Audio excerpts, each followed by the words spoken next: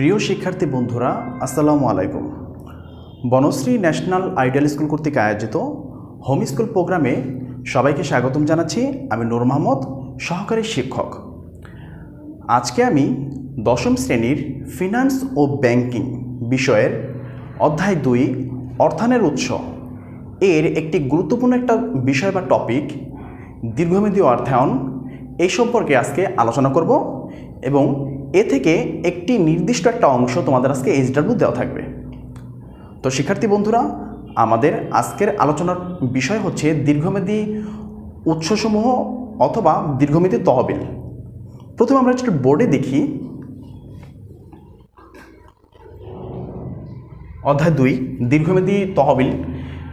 এই দীর্ঘমেয়াদী তহবিল বলতে আমরা যা বুঝব সেটা হচ্ছে সাধারণত 5 বছর থেকে ঊর্ধ্বে অর্থাৎ 5 বছরের বেশি সময় যে কোনো সময়কালের জন্য ঋণ করাকে দীর্ঘমেয়াদী তহবিল বা দীর্ঘমেয়াদী ঋণ বলে।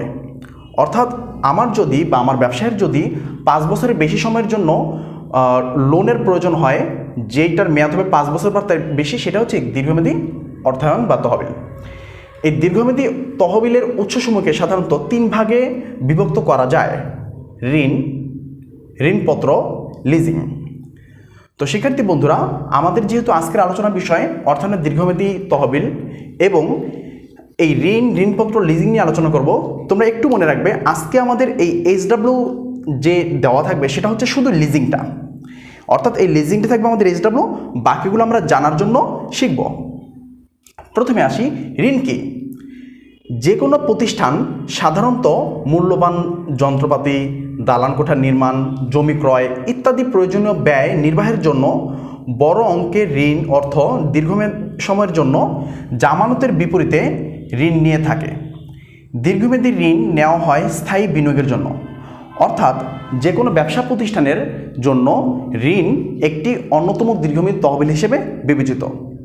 আমরা জানি শেয়ার থেকেও কি তহবিল সংগ্রহ করা যায়, তবে ঋণ থেকেও কি তহবিল সংগ্রহ করা যায়। এরপর আসবো ঋণপত্র। শিক্ষার্থী বন্ধুরা দেখো একটু যে ঋণপত্র বা ডিবেঞ্চার এর ক্ষেত্রে বড় অঙ্কের ঋণ কেটে ছোট ছোট খণ্ডে বিক্রয়ের মাধ্যমে তহবিল সংগ্রহ করা হয়। এটি শেয়ারের একটি বিকল্প ব্যবস্থা। আমি তোমাদের ঋণপত্র একটু ভালোভাবে বুঝাই। মনে করো যে কোনো একটা ব্যবসা প্রতিষ্ঠানের জন্য 1 কোটি টাকার ঋণ দরকার। তখন তারা এই 1 কোটি টাকাকে ক্ষুদ্র ক্ষুদ্র অংশে বিভিন্ন ভেঙে ধরো যে 1 লক্ষ ভাগে ভাগ করলো। তাহলে 1 লক্ষ ভাগে ভাগ করলে এক একটার মূল্য হবে 1000 টাকা। তাহলে এই 1000 বা 1000 হচ্ছে এক একটা ঋণপত্রের মূল্য।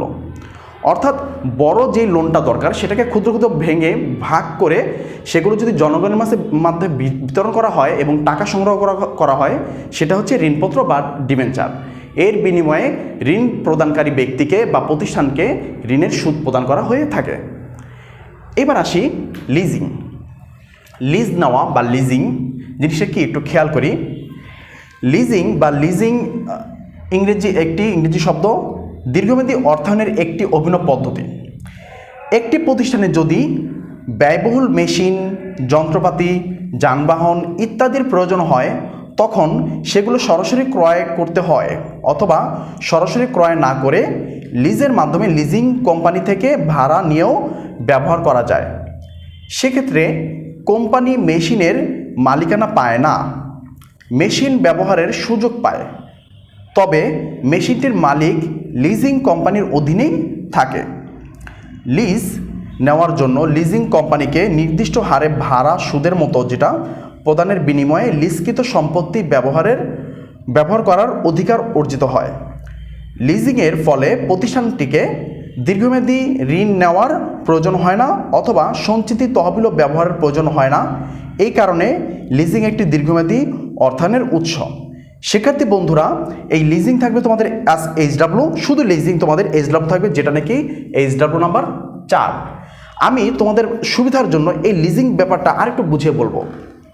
শিক্ষার্থী বন্ধুরা, লিজিং হচ্ছে দীর্ঘমেয়াদী অর্থায়ন বা উৎস হিসেবে বিবেচিত। লিজিং জিনিসটা কি আমি তোমাদের আরেকটু ভালোভাবে বোঝাচ্ছি। মনে করো এই নামে একটা কোম্পানির খুব টাকা দরকার, তাদের 50 লক্ষ টাকা দরকার। তারা একটা বড় মেশিন, অনেকগুলো মেশিন কিনবে প্রোডাকশন বা উৎপাদনের জন্য, অথবা যে কোনো কাজে হতে পারে, সেটা ব্যবসা সম্প্রসারণ বা যন্ত্রপাতি বা আসবাবপত্র ক্রয়।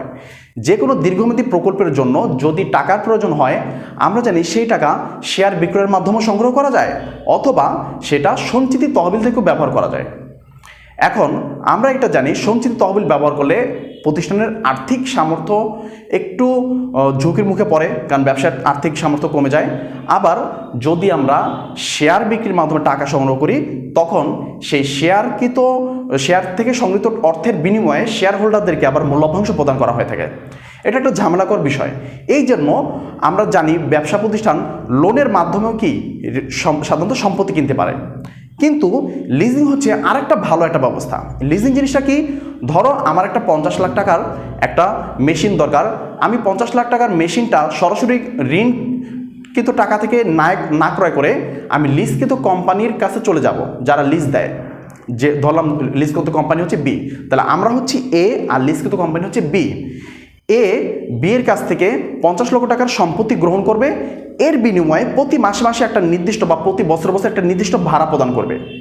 বন্ধুরা খেয়াল করে দেখো যে মালিকানা কিন্তু বি এর অধীনে থাকবে, কিন্তু ব্যবহার করার যে সুবিধাটা এটা ব্যবহার করবে এ, কিন্তু সে মালিক হবে না। এ কিন্তু শুধু কি করবে, শুধুমাত্র এটা ব্যবহার করার কি একটা ক্ষমতা পাবে। যতদিন সে এটা টাকাটা পরিশোধ করতে থাকবে ততদিন ব্যবহার করতে পারবে। তাই লিজিং বা লিজ হচ্ছে কোনো একটা সম্পত্তি ব্যবহার করার একটা ক্ষমতা, কিন্তু সে মালিকানা কখনই কি পাবে না যদি সে সম্পূর্ণ টাকা পরিশোধ না করে।